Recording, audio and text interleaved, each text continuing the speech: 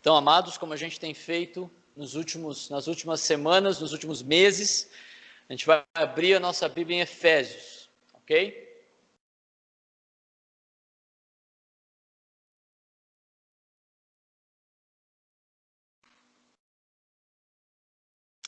Efésios 4, onde a gente está trabalhando, tá bom? E vamos orar para começar esse tempo.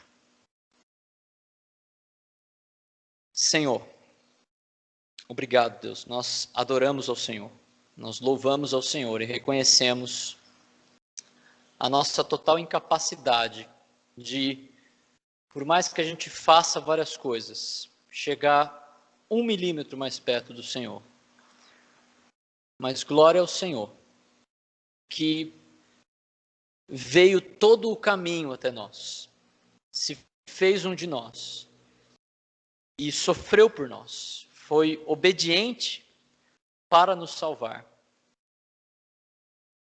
mesmo que a gente não merecesse, não por quem nós somos, mas apesar de quem nós somos, o Senhor decidiu fazer o plano e cumprir o plano de nos salvar pelo teu Filho. E nós somos gratos por isso. Nós louvamos ao Senhor por isso. E nós oramos para que nós possamos, não para conseguir algum tipo de salvação, mas para retribuir o teu sacrifício por nós, o teu amor por nós, que nós possamos entregar a nossa vida ao Senhor e nos dedicar completamente ao Senhor, em obediência, em serviço, para que nós possamos também alcançar outras pessoas que não te conhecem, ou que talvez já ouviram falar, mas têm rejeitado. E nós reconhecemos que só o Senhor pode operar o milagre de fazer alguém se transformar de um adorador de si mesmo para um adorador do Deus verdadeiro. E eu oro por esse tempo, Deus, que o Senhor nos guie, nos ajude. Me ajude, Deus, a ser claro nas colocações que eu vou fazer. E use o teu Espírito, tanto naquilo que eu vou falar, como naquilo que cada um vai ouvir. E para que cada um possa compreender como essas coisas se relacionam com a sua própria vida. É por isso que a gente ora e agradece em nome do teu Filho Jesus. Amém. Muito bem, nós temos trabalhado então Efésios 4, nós encerramos a semana passada os versículos 1 a 16, certo? Lembra que a gente começou vendo que aqueles que estão em Cristo devem responder ao chamado de viver uma vida apropriada para Cristo. Um outro jeito de entender isso é o nosso tema desse ano, a vida digna do chamado, certo? Então nós vimos que a vida digna do chamado, ou seja, viver para Cristo, é marcada por relacionamentos firmes e zelando pela unidade da igreja.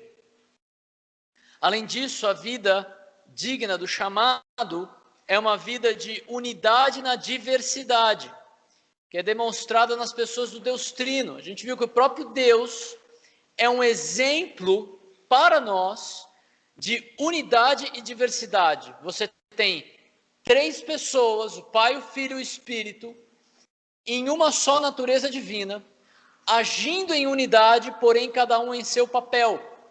E assim na igreja também deve funcionar, cada um com o dom que Deus lhe deu para servir o corpo, cada um com suas capacidades e habilidades para servir o corpo de Cristo, mas formando uma unidade para serviço a Ele. Vendo, por exemplo, pessoas observam que a janela está ali voando, elas vão lá e fecham, estão servindo o corpo. Amém, irmãos? Obrigado, pessoal. Uma vida digna do chamado também recebe dons, então, dados por Cristo como resultado da sua obra redentora. Então, parte da salvação em Cristo envolve também capacidades sobrenaturais que Deus dá a cada um. Ok? A gente falou um pouquinho sobre a questão de que nós temos uma posição de que algumas desses dons, eles ainda servem o corpo de Cristo, alguns dons serviram o corpo de Cristo ali no começo, tá bom? A gente revisitou isso nas mensagens anteriores. Depois nós vimos que Cristo ele usa homens especialmente vocacionados na vida da igreja para produzir a vida digna do chamado, sendo apóstolos, profetas, evangelistas, pastores e mestres. Entendendo que apóstolos, eu creio que nesse contexto ele está se referindo àqueles 12 apóstolos do Cordeiro, que nós também encontramos lá em Apocalipse, que vão fazer parte do fundamento da cidade ali, da Nova Jerusalém. 11, a gente tem certeza de quem é, e o 12º existe discussão, mas eu creio que é Paulo, tá? Com a luz que eu tenho, eu creio que é Paulo. E depois deles vem esse grupo de profetas, que por virem depois dos apóstolos, eu creio que são aquelas pessoas que Deus usou para escrever, né, para registrar, antes de ter a Bíblia registrada, usou para anunciar a palavra de Deus. Lembra que não existia celular, certo, gente? Daqui a pouco a gente vai ter que lembrar os jovens disso, né? Não tinha celular naquela época, não tinha esse livro pequenininho que você leva na bolsa, certo? Tinha aqueles rolos na época, e tinha só o Antigo Testamento, não tinha o Novo Testamento. Então precisavam de pessoas que anunciavam a palavra de Deus e outras pessoas que registraram a palavra para que a gente tivesse hoje. E também evangelistas, pessoas que desbravam, vamos dizer assim, o evangelho, que vão a lugares que ninguém ouviu para anunciar e propagar e multiplicar o evangelho. E por fim, essas pessoas que ensinam e cuidam e falam todos os domingos para vocês, eu inclusive, ensinando e buscando cuidar de vocês, e que às vezes falam algumas coisas que vocês não gostam, repreendem vocês em algumas coisas por amor a vocês, mas que a gente tem o desejo de cuidar de vocês e alimentar vocês, pastores e mestres, ok? Então Deus usa a vida desses homens, e o alvo desse trabalho desses homens, de Deus através desses homens, né? Porque na verdade qualquer coisa, como a gente falou ontem na reunião dos homens, qualquer resultado que Deus produz pela nossa vida é apesar da nossa vida, certo? É Ele que produz qualquer coisa. Lembra que Paulo fala, um plantou, o outro colheu, o outro regou ali, mas nenhum é nada, certo? É Deus que produz o crescimento. Então Cristo usa esses homens para promover a maturidade cristã, e o alvo da maturidade cristã é deixar de ser infantil, mas funcionar na cooperação com o próprio crescimento do corpo.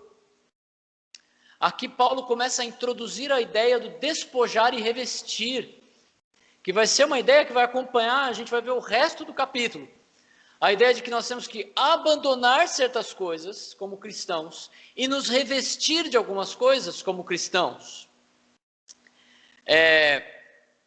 Imagina que você está na sua casa e você acabou de acordar para vir para o culto, você está ali vestindo algum tipo de pijama, alguma coisa que você usou ali para dormir, e aí você precisa vir para cá, você precisa se despojar daquela roupa, certo? Porque a gente não precisa que você venha de pijama, e aí você vai colocar outra roupa adequada para o ambiente que você vai estar, não é verdade? Então é isso mesmo, assim, ó, é essa ilustração que Paulo vai usar a partir de agora, de tirar uma roupa inadequada e colocar uma roupa adequada. Se você não colocar algo no lugar do que você está tirando, você não vai ter o efeito esperado da maturidade. E por isso que aqui ele mostra que o primeiro alvo que ele mostra ali da vida digna do chamado é se despojar da infantilidade espiritual.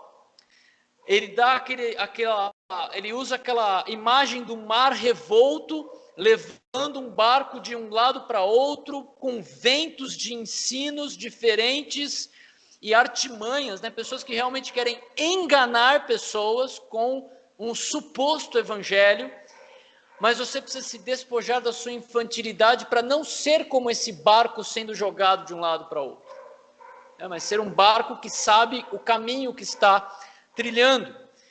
Então o segundo alvo que ele coloca ali é se revestir de uma responsabilidade espiritual, certo? À medida como é que isso acontece? À medida que a gente vive a verdade em amor, à medida que nós professamos, a gente viu uma palavra interessante que Paulo usa, que é o verbo verdade, é literalmente verdadizar. Você tem que professar a sua fé em Cristo, e isso não envolve só palavras, mas envolve também ações, envolve uma vida digna do chamado. E à medida que isso acontece, também é esperado que nós cresçamos. E por isso o corpo de Cristo ele deve, então, estar devidamente ajustado e unido. Ajustado, ou seja, devidamente montado e unido, ligado, conectado, funcionando e, por fim, energizado, literalmente é o que ele fala, pelo próprio Senhor, pelo auxílio de cada junta, literalmente algo como o nosso sistema nervoso, que manda impulsos para que a gente possa funcionar, certo? E quando a gente então serve com amor, a gente está promovendo o crescimento desse corpo, edificando a si mesmo. Fala assim, nossa, quanta coisa. É que eu estou resumindo algumas semanas de mensagem, só para a gente fazer uma revisão e entrar no próximo ponto. Mas resumindo, qual seria um resumo de tudo isso que eu falei?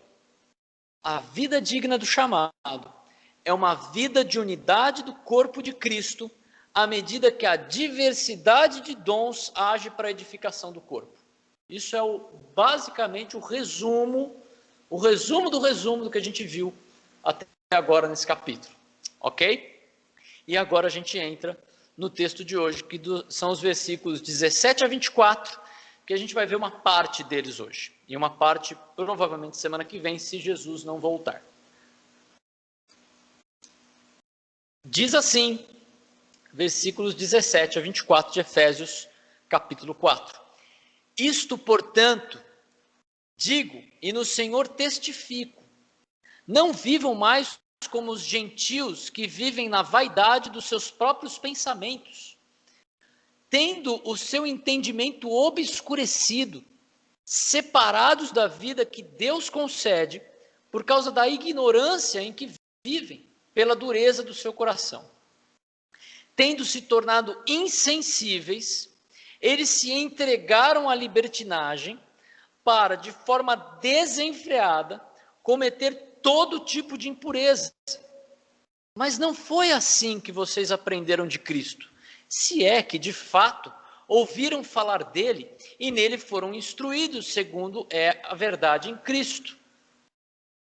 Quanto à maneira antiga de viver, vocês foram instruídos a deixar de lado a velha natureza que se corrompe segundo desejos enganosos e a se deixar renovar no espírito do entendimento de vocês e a se revestir da nova natureza criada segundo Deus em justiça e retidão procedentes da verdade. Ok? Vamos lá, a gente vai entender cada parte desse texto e hoje a gente vai começar versículos 17 a 19, tá bom? O ensino principal desse trecho, eu creio que pode ser resumido dessa forma. O cristão é chamado ao abandono das paixões carnais para renovar a sua mente e viver a vida digna do chamado. Ok? O que Paulo ele começa a fazer aqui é um alerta solene. Ok? Vamos entender o que é isso. Olha o que ele fala. Isto, portanto, digo e no Senhor testifico. Não vivam mais como os gentios que vivem na vaidade dos seus próprios pensamentos. Então veja, Paulo ele está exortando, Paulo ele está implorando solenemente, com seriedade, taxativamente. É isso que essa palavra testifico quer dizer. Quando ele usa essa palavra, é um alerta que Paulo está fazendo, depois de chamar a atenção, né, de abordar aquela vida cristã infantil e chamar aqueles cristãos infantis a ter responsabilidade no papel de crentes. E eu creio que Paulo está insistindo na seriedade desse assunto. Não adianta a gente olhar para a nossa vida espiritual como um assunto de domingo. E aí na segunda-feira a gente começa a trabalhar com coisas mais importantes. Eu creio que Paulo está alertando exatamente sobre isso. Ele está mostrando que essas coisas são mais importantes. E por isso que ele faz uma exortação solene. O que quer dizer isso? Quando você tem um assunto muito sério, normalmente você faz algum tipo de reunião, uma convocação oficial, uma assembleia, uma conferência, uma coletiva de imprensa. Você faz alguma coisa para chamar assim, ó, gente, a gente vai falar de um negócio agora que é sério. Então, quando você está vendo o jornal ali, você vê um cara num fundo azul com a bandeira dos Estados Unidos, com um negócio, com um emblema, com uma águia ali, você fala assim, nossa, ou é guerra, ou é alguma coisa muito séria que vai afetar as nossas vidas. Que vem ali de uma parte muito importante do mundo. Ou então, quando você vê pessoas reunidas numa mesa com algum nome atrás, tipo OMS, alguma coisa do tipo, você fala assim, nossa, isso aí, provavelmente o que eles vão falar lá vai afetar a minha vida de alguma forma. E está afetando de fato, por isso que a gente está de máscara, distanciado, né? E quando você tem algo muito importante para falar, então você tem que parar e chamar atenção. Falar assim, pessoal, agora a coisa é séria. E é o que Paulo está falando aqui. É essa figura que eu creio que ele está usando do anúncio oficial. E Paulo ele usa esse termo algumas vezes no Novo Testamento no sentido de colocar uma responsabilidade, de fazer um registro. E ele faz esse testemunho em Cristo. Aí eu lembro de quando a gente assiste aqueles filmes de julgamento, né? O cara vai lá, ele põe a mão na Bíblia, porque a gente ainda, né, alguma coisa na sociedade ainda entende que tem algo nesse livro de sagrado, né? E aí eles colocam a mão nesse livro e eles juram, eles fazem um juramento de dizer somente a verdade, nada além da verdade, não é verdade? É verdade ou não é verdade? Muita verdade, né? Ok. Então eles estão fazendo um juramento solene de que eles vão dizer a verdade. E Paulo, aqui ele faz um juramento, ele não coloca a mão na Bíblia. Ele faz o seu juramento em Cristo. Ele faz o seu juramento baseado em tudo aquilo que a gente viu na primeira parte do livro. Lembra a quantidade de vezes que a primeira parte do livro aparecia em Cristo, em Cristo, em Cristo. E agora ele está começando a fazer aquela virada para falar assim, ó, agora em Cristo você vive para Cristo. Lembra que eu falei do livro, né, como uma dobradiça esse capítulo. Ele estava indo para um lado, agora ele está mostrando a prática disso tudo. Então ele diz solenemente, em Cristo, como um juramento, como algo, como uma responsabilidade que ele coloca diante de nós. Não caminhem mais como os gentios. E de novo ele usa não caminhem. Novamente aquela palavra que a Bíblia usa várias vezes no sentido de direcionar a sua vida, de como você regula a sua vida, de como você toma as suas decisões do dia a dia. Não as decisões de vir ao culto ou não a decisão de onde você vai sentar, não a decisão, com todo respeito, a fechar ou não a janela. Eu sei que foi uma decisão, foi um serviço, ótimo, mas não é só isso. É a decisão do que você vai fazer quando você sair daqui. O que você vai fazer com o que você está aprendendo aqui? O que você vai cobrar dos seus filhos que estão lá embaixo? Assim, filho, o que você aprendeu hoje? Gritando, estão aprendendo, né? Tá certo. Ontem a gente percebeu que eles gritam, né? Os homens perceberam que as crianças gritam, é um barato. Mas então ele está mostrando assim, ó, como isso tem a ver com o seu caminho, com o que você vai trilhar. E muito interessante Paulo usar aqui a palavra gentios como algo que você não deve mais ser. Gentios, ele pode ser traduzido, por exemplo, por pagão. Algo que é pagão. Agora, até aqui no livro de Efésios, Paulo utilizou essa palavra para contrapor os judeus. Lembra? Ele está falando, ele começou ali capítulo 1, capítulo 2, explicando, nós e vocês, né? Ele, Paulo, como judeu e os gentios, ele estava usando essa palavra para essa diferença,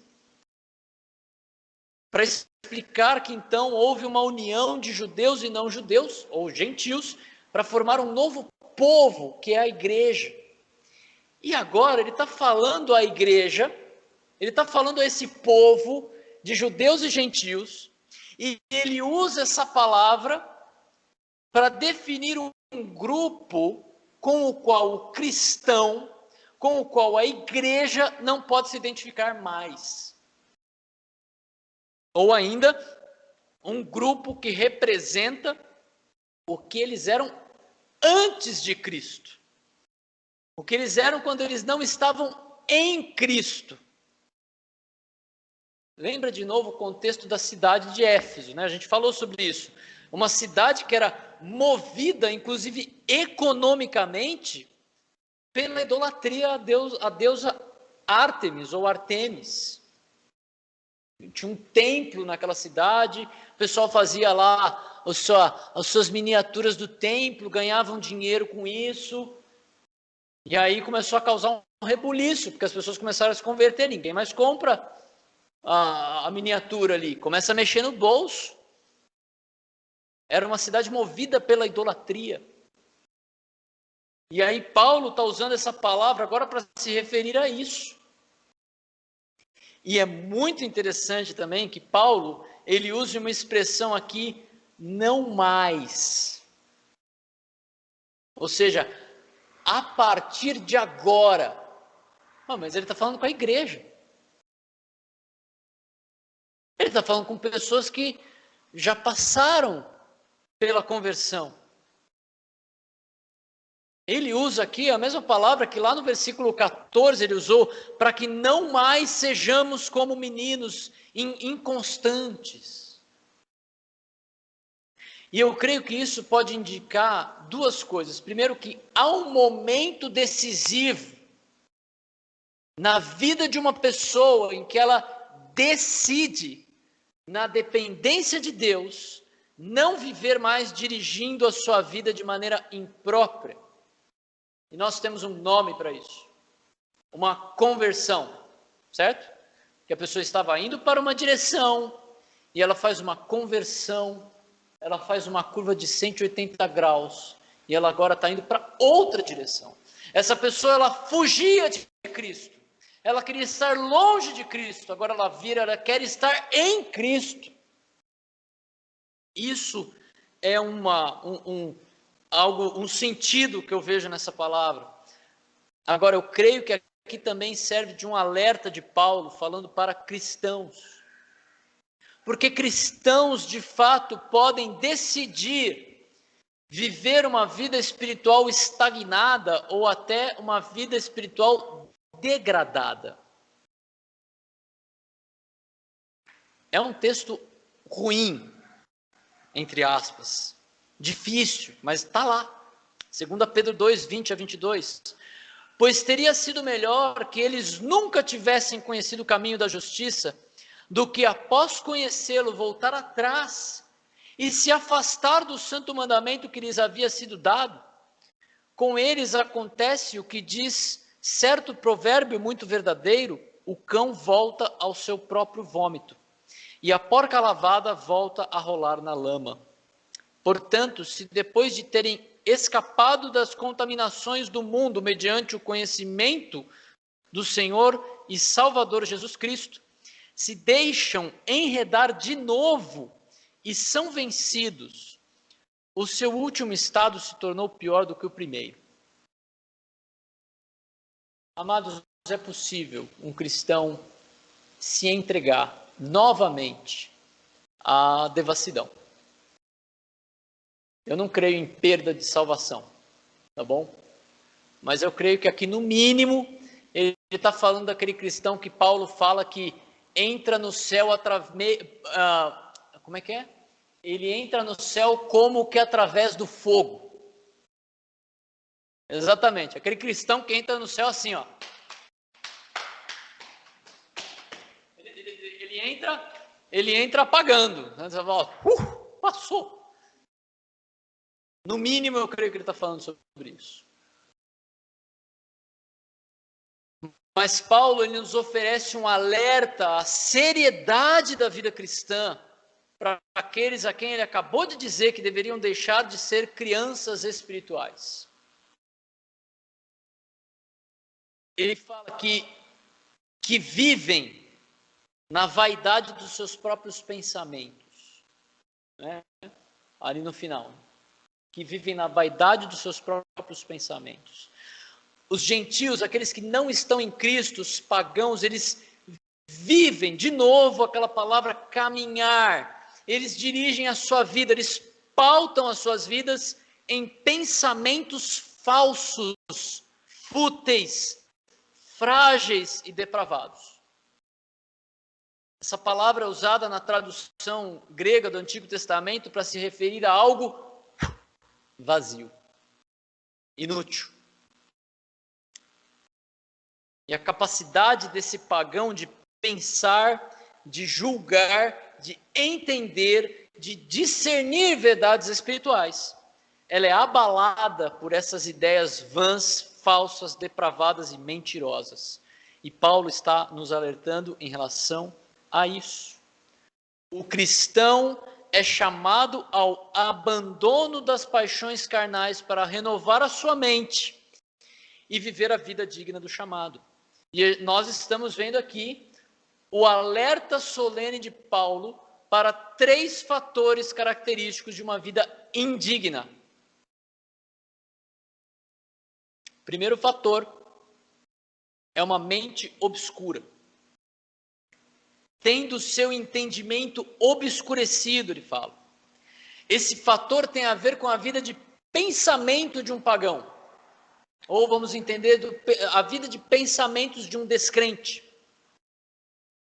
Tudo começa à medida que se rejeita o Deus verdadeiro e a verdade do Deus verdadeiro, e isso acontece à medida que é obscurecida a sua capacidade mental, de pensar.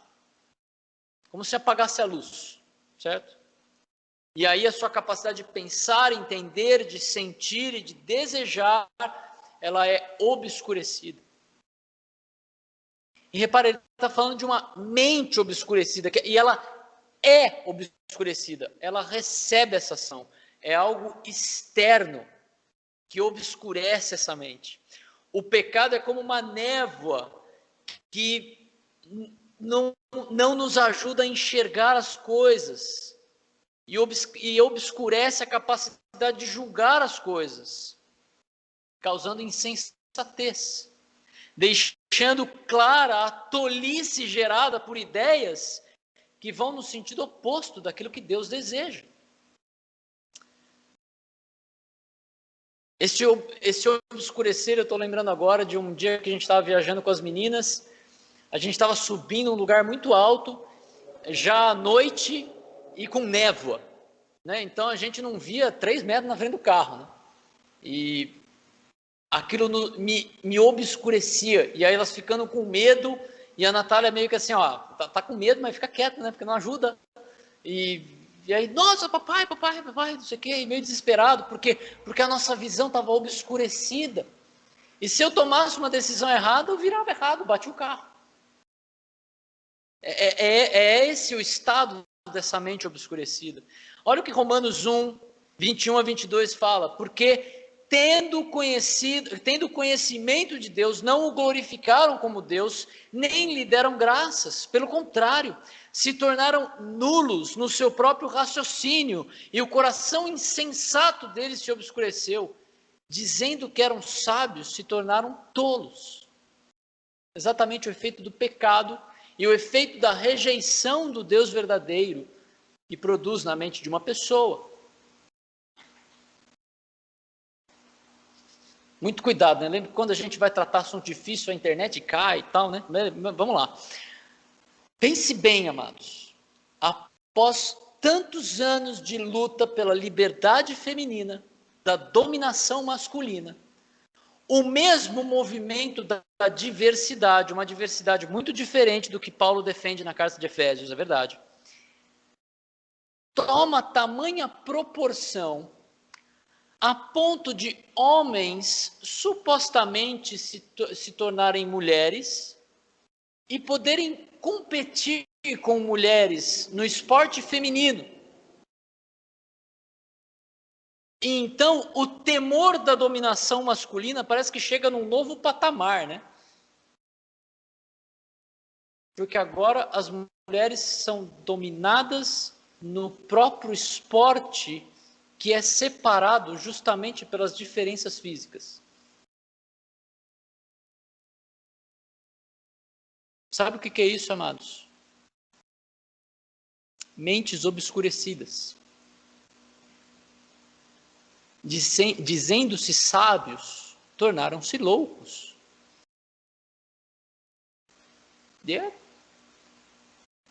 Pode ser que eu esteja enganado, só o começo. Ok? O segundo fator é que eles são alienados de uma vida excelente. Olha o que ele diz: separados da vida que Deus concede.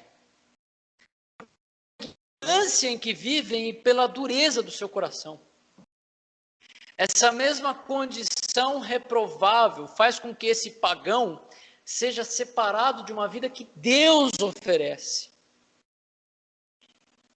Isso agora tem relação à qualidade de vida do pagão, à qualidade de vida do descrente.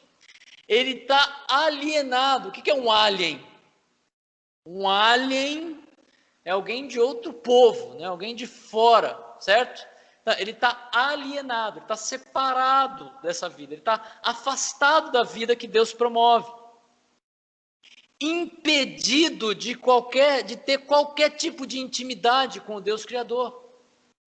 Efésios 2,12 fala: naquele tempo vocês estavam sem Cristo, separados da comunidade de Israel e estranhos às alianças da promessa, não tendo esperança e sem Deus no mundo.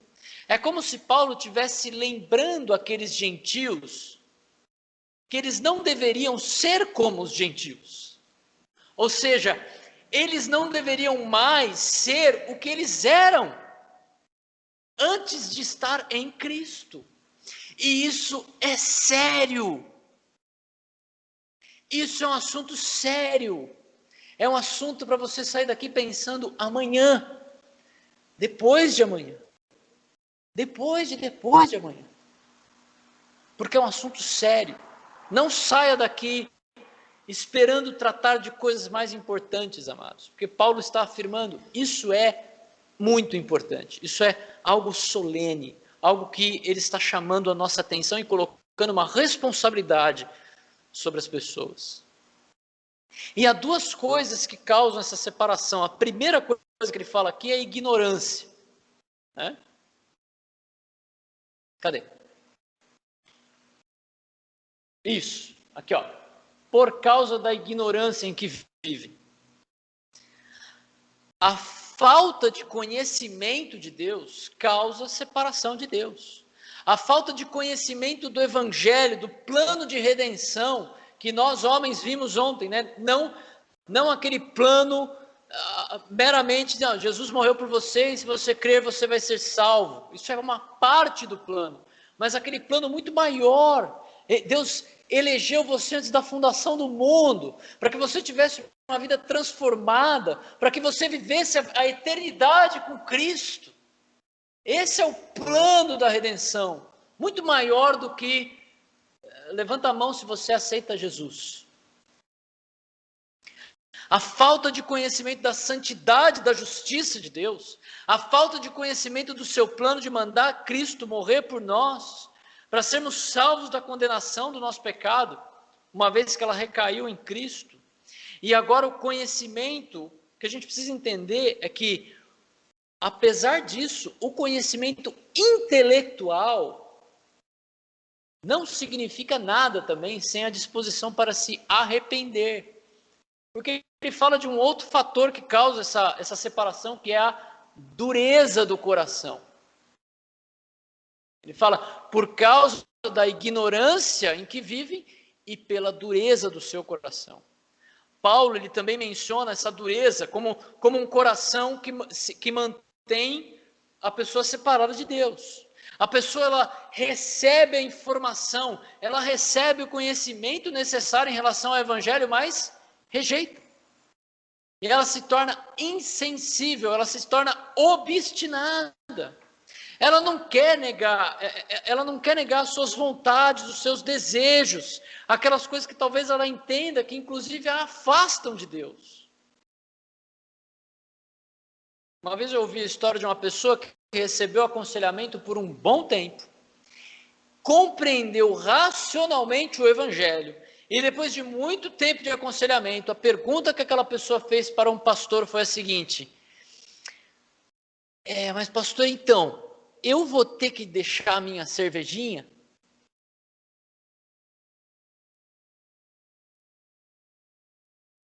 Tipo, cara, vamos ver se você entendeu. Você está totalmente condenado por causa do pecado. Você vai viver a eternidade no inferno. Deus se fez homem. Ele rejeitou o maná do céu. Como é que tem uma expressão que o Lucas usa? O manjar dos deuses, né? Ele rejeitou o manjar dos deuses, toda a sua glória, para se fazer homem, para morrer por você, miserável. E você está preocupado se você vai poder tomar cerveja ou não. Sendo que o negócio nem tinha sido pautado, nem tinha entrado na pauta. Mas aquele homem rejeitou a eternidade com Cristo, porque ele tinha medo de ter que parar de tomar a cervejinha dele.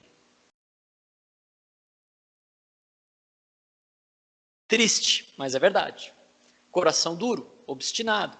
Ele recebeu bastante informação e conhecimento, mas havia algo que no ponto de vista dele era um empecilho para seguir a Cristo. Então o gentio, o pagão, ele rejeita a vida de qualidade oferecida por Deus. E amados, nesse contexto, eu creio que Paulo está nos alertando de que nós podemos fazer isso também, mesmo enquanto salvos. Terceiro fator é insensíveis à consciência.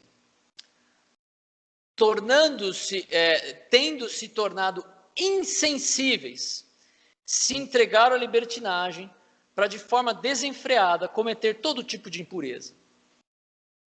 Com um coração duro, obstinado, o pagão então ele fica calejado. Ele deixa de sentir. Sabe aquela pontinha do pé que fica arrastando no sapato? Aquilo que a Elisete usa aquela maquininha para raspar? Então, você perde a sensibilidade. É isso que ele está falando aqui. Você se torna calejado. A ilustração que eu tenho aqui é de um triângulo. Não sei se vocês estão conseguindo ver um triângulo aí. Uma vez eu ouvi essa ilustração, que o pecado e a nossa consciência é como se, quando a gente peca, um triângulo rolasse no nosso peito. Você imagina uma peça pontiaguda rolando no seu peito, assim, deve doer, né? Só que na segunda vez que você comete, ele já gira um pouco mais leve. E daqui a pouco, rapaz, está girando solto lá. Calejou, não sente mais. A nossa consciência é assim. Então, o que Paulo está falando aqui é da consciência insensível do pagão, ou do descrente. O descrente é insensível ao pecado. O pecado não incomoda, mas nós podemos chegar nesse ponto também. Assim como o resultado, ele se entrega, ele se rende à libertinagem, ou seja, depravação desenfreada, excesso. A figura aqui é de literal descontrole total. Paulo ele chega a falar de avareza pela impureza. Assim, eu quero cada vez mais, porque eu não consigo parar. Impureza aqui se refere principalmente à vida sexual, uma vida devassa. E amados, hoje mais do que nunca, a vida devassa pode acontecer sozinho, com o seu celular na mão. Houve um tempo que para você, vou falar para os homens principalmente, né? Porque infelizmente hoje é um problema inclusive grande para as mulheres, mas houve um tempo que nós homens, para ver alguma figura de alguma mulher com menos roupa, dava um trabalho, né? Ou você tinha que fingir tua idade, ou você tinha que pegar escondido alguma coisa, né? Agora, ó, tá aqui, tá fácil, acesso fácil, inclusive para os nossos filhos. Amados, eu tenho falado para vocês com cuidado com os nossos filhos e o nosso cuidado também com isso aqui. Tá muito fácil. Tão fácil que a pornografia, que era um problema quase exclusivo dos homens, hoje é um problema entre as mulheres. E desenfreado. Nós podemos ver uma pessoa do mundo, ou mesmo uma pessoa na igreja, e não conhecê-la, não conhecer o seu caráter, não conhecer as suas cobiças, os seus vícios. É uma frase interessante, né? O caráter é o que nós fazemos quando ninguém está olhando. Nós fazemos quando nós estamos sozinhos. O cristão, ele é chamado para o abandono das paixões carnais, para renovar a sua mente e viver a vida digna do chamado. Faz uma aplicação para a gente terminar esse tempo. E as aplicações que vocês vão ver no grupo na quinta-feira também. Quais ataques nós podemos sofrer na nossa vida de pensamentos? Como que o mundo tem tentado forjar os nossos pensamentos? Mandei o vídeo essa semana daquela grande rede de hambúrgueres tentando forjar o pensamento de crianças. Interessante, né? Nos acusam de lavar a mente das nossas crianças porque a gente traz para a igreja, mas estão fazendo exatamente a mesma estratégia para doutrinar as nossas crianças numa outra diversidade, uma diversidade estranha à Bíblia. Como nós podemos nos proteger na nossa vida, então, de pensamentos? Qual o filtro que nós devemos usar? Ou como nós vamos usar a palavra de Deus como filtro daquilo que a gente recebe do mundo? Como é que a gente pode medir ou comprovar a qualidade de vida de um cristão? Ou como é que o mundo mede a qualidade de vida? Interessante que normalmente o mundo mede a sua qualidade de vida pela sua capacidade de viver a sua cobiça desenfreada. Aí quando ele consegue viver a sua cobiça de forma desenfreada, ele entende que agora ele tem qualidade de vida. Ele pode comprar o que ele quiser, ele pode se esbaldar com o que ele quiser, ele pode beber quanto quiser, ele pode se drogar quanto quiser. E nossa senhora, agora eu tenho vida, hein? Agora, como é que o cristão mede a sua qualidade de vida? Como nos proteger na ignorância e dureza de coração? Provérbios 23, 26 fala: meu filho, dê-me o seu coração, mantenha os seus olhos em meus caminhos.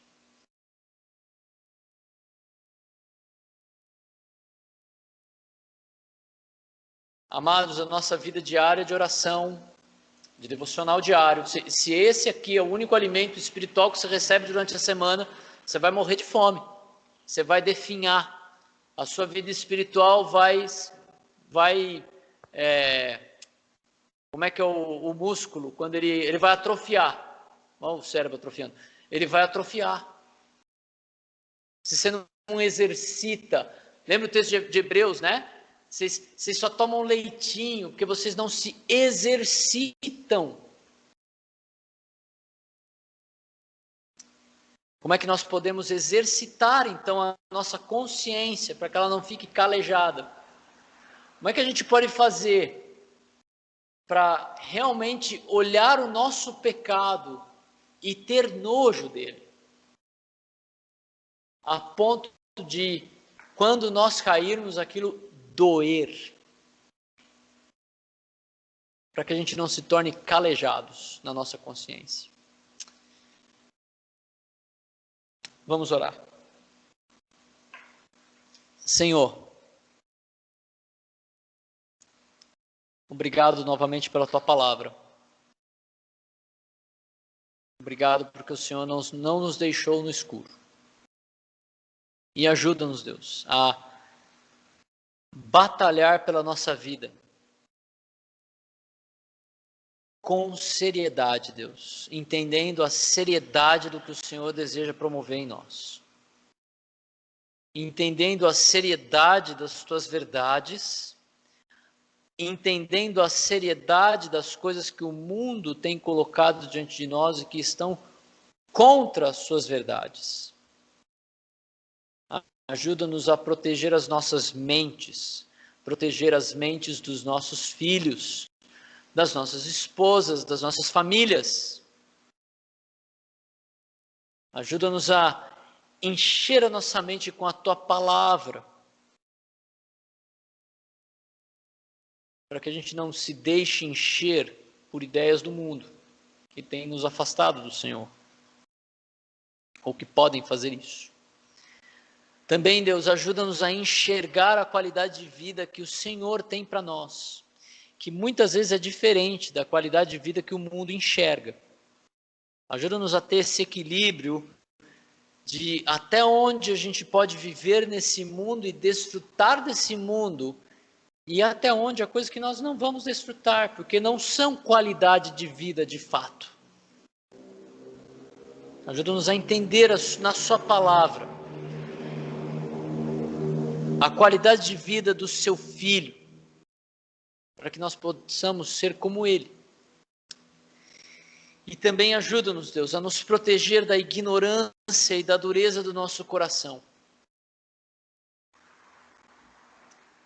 Senhor, nós precisamos do Senhor para essas coisas. Nós não podemos, Deus, nós não temos a capacidade em nós mesmos de cumprir, de tomar esse cuidado, de cumprir esse chamado solene, de não nos contaminar com essas coisas. Nós precisamos do Senhor, nós reconhecemos isso. E oramos em nome do teu Filho Jesus. Amém.